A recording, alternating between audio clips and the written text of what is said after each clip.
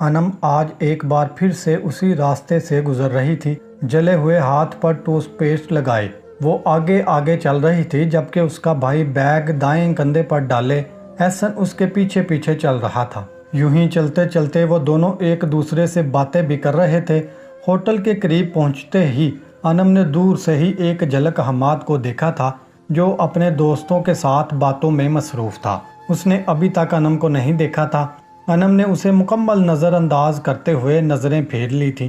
اس نے دل میں پکا ارادہ کر رکھا تھا کہ اب وہ کبھی بھی حماد سے بات نہیں کرے گی اور نہ ہی اسے اپنے پیچھے آنے یا خود سے بات کرنے کا موقع دے گی۔ اسی ارادے پر عمل کرتے ہوئے وہ اسے یکسر نظر انداز کیے جا رہی تھی۔ حماد دیکھو، تمہاری انم جا رہی ہے، زبیر نے انم کی جانب اس کی توجہ دلاتے ہوئے کہا تھا، جو چہرے پر سخت تاثرات سجائے اب ہوٹل کے بالکل سامنے سے گزر رہی تھی۔ آج تو محترمہ کچھ زیادہ ہی سنجیدہ لگ رہی ہیں۔ خیریت تو ہے نا حماد؟ کہیں جھگڑا وغیرہ تو نہیں ہوا تم دونوں کا؟ زبیر نے اس کے تاثرات کا جائزہ لیتے ہوئے کہا تھا۔ نہیں، شاید اس کا بھائی ساتھ ہے تبھی وہ حماد کو نظر انداز کر رہی ہوگی تاکہ اس کے بھائی کو کسی قسم کا شک نہ ہو۔ زبیر نے ایک بار پھر کہا تھا، نہیں نہیں، ایسی بات نہیں ہے۔ پہلے تو وہ اپنے بھائی کی موجودگی میں بھی گزرتے ہوئے حماد کی طرف دیکھ کر تھوڑا بہت مسکراتی تھی، اور اس طرح سے نظر انداز تو اس نے کبھی بھی نہیں کیا۔ حماد کو چاہے اس کے ساتھ اس کا بھائی بھی کیوں نہ ہو، مجھے تو دال میں کچھ کالا لگتا ہے، ارحم نے پرتجسس انداز میں کہا تھا، جس پر بائک کی چابی کو انگلی پر گھماتے حماد کے لبوں پر خباثت بڑی مسکراہٹ رینگی تھی۔ زہر لگتی ہے مجھے اس قسم کا ایٹیٹیوڈ دکھانے والی لڑکیاں۔ اچھے سے جانتا ہوں میں ایسی لڑکیوں کو، دال میں کچھ کالا والا نہیں ہے، اصل میں یہ سب ڈرامے بازیاں ہیں ان کی۔ چند دن بات کرنے کے بعد یہ لڑکیاں ایسے ہی سر پر ناچنے لگتی ہیں، مگر ان کو سیدھا کرنا اچھے سے جانتا ہوں۔ میں ایسا سبق سکھاؤں گا کہ ساری زندگی یاد رکھے گی۔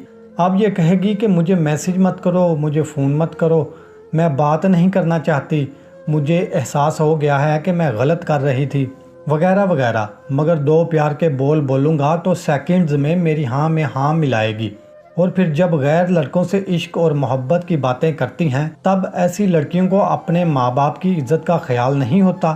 وہ تلخ لہجے میں ماتھے پہ بے شمار بل لیے بولا تھا۔ اس کے غسیلے اور اکتائے ہوئے لہجے پر زبیر اور ارحم دھیرے سے ہنسے تھے۔ ویسے یہ تو بتاؤ تم ایسا کیا کہو گے کہ یہ لڑکی لائن پر آ جائے گی؟ ہمیں بھی کچھ ٹپس دو بھائی تاکہ ایک دو ہم بھی پٹا سکیں۔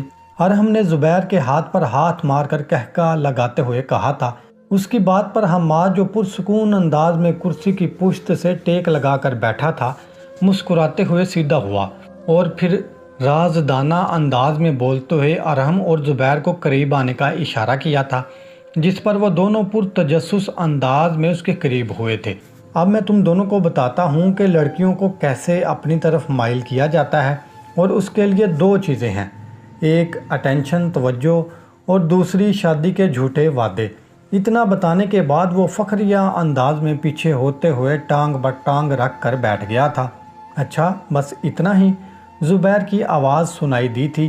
ہاں بھائی، بس صرف اتنا ہی کہ انہیں وقت اور توجہ دو گے تو وہ تمہاری طرف کھینچی چلی آئیں گی، اور پھر دوسری بات یہ کہ لڑکیوں کے دل میں یہی ایک ڈر ہوتا ہے کہ کہیں یہ انسان مجھے دھوکہ تو نہیں دے رہا، تو اس کے لیے ضروری یہ ہے کہ وقتاً فوقتاً اس لڑکی سے شادی کے عہد و پیمان کیا کرو۔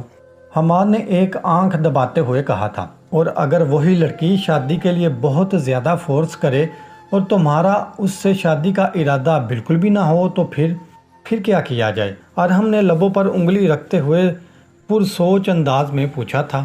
بہت آسان حل ہے اس کے لیے بھی۔